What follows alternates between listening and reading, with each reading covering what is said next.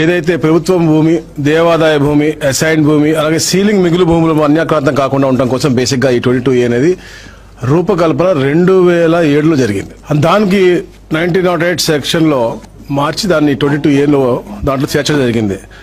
అయితే ఈ ఆస్తుల నిర్వహణ కోసం చాలా పారదర్శకమైన విధానం ఉండాలి, అలాగే స్థిరమైన మరియు ఒకే ఒక విధానం ఉండాలనే లక్ష్యంతో ఈరోజు ఈ యొక్క సెక్షన్ అంతా కూడా ఈ సర్కులర్లు కానీ సూచనలు గతంలో ఏదైతే ఇచ్చామో మేము ఈ యాక్ట్ 1908లో మనం ఏదైతే పొందపరిచామో అన్ని కూడా రద్దు చేస్తూ ఈ రోజు నూతనంగా 22A జియో కూడా ఈ రోజు రిలీజ్ చేస్తున్నాం. ఈ యొక్క ప్రక్రియ నిషేధ ఆస్తుల యొక్క ఏకైక సెంట్రలైజ్డ్ మరియు అధికారిక డేటాబేస్ నిర్వహణ కేవలం ఇన్స్పెక్టర్ జనరల్ ఎవరైతే ఉన్నారో మాకు రిజిస్ట్రేషన్ శాఖ వారి ఆధ్వర్యంలో ఉంటుంది. ఇంకెవరు పడితే అక్కడ వారు 22A తీయటం కానీ లేదా వాళ్ళ దగ్గర తిరగడానికి అవసరం లేకుండా ఆ యొక్క విధి విధానాలు చేసే అన్ని పూర్వమైంది.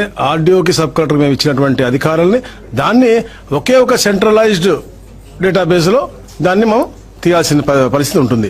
అలాగే ముఖ్యంగా వ్యవసాయ భూములకైతే వెబ్లాండ్ 2.0 ఏదైతే ఉందో అదే ప్రామాణికంగా ఉంటుంది. వెబ్లాండ్ 2.0 అంతే తప్ప ఎక్కడ కూడా మాన్యువల్ ఎంట్రీ అనేది పూర్తిగా ప్రొహిబిట్ చేస్తా ఉన్నాం. అలాగే ప్రతి వారం కూడా IGRS గారు ఎవరైతే ఉన్నారో వారి వెబ్లాండ్ 2.0 డేటాబేస్ ని సింక్రనైజ్ చేసుకుని అందరికి కూడా ఓపెన్ డొమైన్ లో ఉండే విధంగా ఈ కార్యక్రమం చేస్తాను. అట్లాగే అయితే APIAC ఉందో, APMB ఉందో, మ్యారిటైమ్ బోర్డు ఉందో, ఈ పేరుతో కూడా కొత్తగా భూమి వర్గీకరణ కూడా ఇప్పుడు చేస్తాను. ఎందుకంటే ఇవన్నీ లేని క్రమంలో కొన్ని ఇబ్బందులు కొన్ని ఇబ్బంది పడతా ఉన్నారు కాబట్టి అవన్నీ కూడా సపరేట్ గా మనం ఈ వెబ్లాండ్ లో వాటికి వర్గీకరణ చేస్తా ఉన్నాం.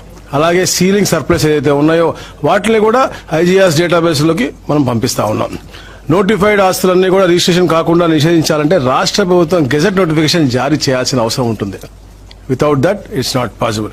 అలాగే కోర్టు కేసులు మరియు ఇతర కేటగిరీ కింద IGRS డేటాబేస్ లో ఉన్న ఎంట్రీలు కోర్టు తీర్పులకు అనుగుణంగా వాటి ప్రకారం ఇచ్చిన గెజెట్ నోటిఫికేషన్ ఉంటేనే కోర్టు కేసులు మరియు ఇతర కేటగిరీల కింద ఈ ఉంటాయి.